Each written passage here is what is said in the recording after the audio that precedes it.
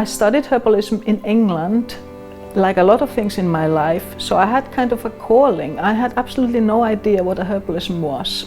And then suddenly one day I read this article in the newspaper, and immediately when I read that article I just knew. It was like an instant calling, not a religious one but a herbalist calling. Like I absolutely knew I had to be a herbalist. There was just no question in my mind whatsoever.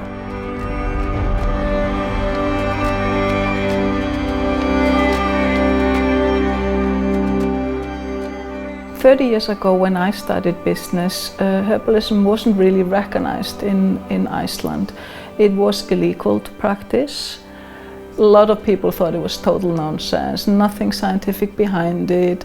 And it was, I wouldn't say a struggle, but you kind of had to have a backbone to tolerate it, definitely. And then you had the responsibility to educate people more than anything else.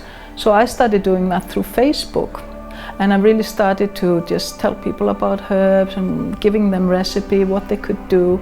So yes, it was an advertisement of myself, but at the same time I was deliberately educating people like, yes, you can actually do things yourself, and this is not a nonsense.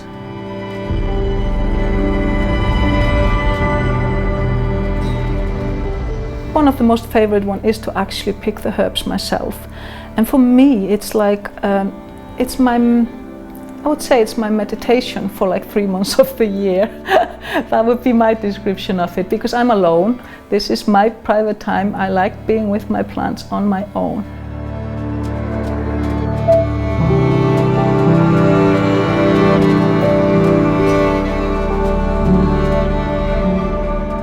Almost only I just harvest in the pure nature of Iceland, so in the wilderness.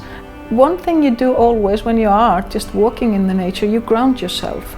You stop being in your head, and you just I go just into a flow kind of state, you know. And I think that's everyone's natural state. People just don't go out to nature that much. They don't realize they're missing it. And so I'm totally into it. I always have been. And it's the funny thing is I've been doing it for 30 years and it only increases.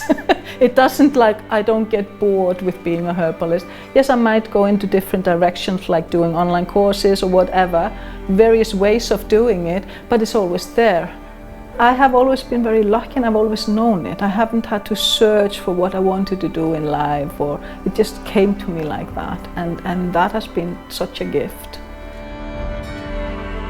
I wish people would realize more that they themselves are responsible for their health, not someone else who gives you a magic pill, but also how much power you on your own have. Herbs are just a tool.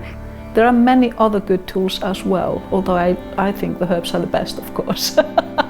Definitely one of the best. But you have to recognize it in yourself and be responsible for it.